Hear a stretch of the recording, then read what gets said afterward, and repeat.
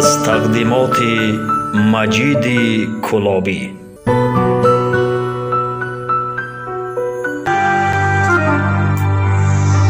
ای مادر دل سوز نداری خبری من،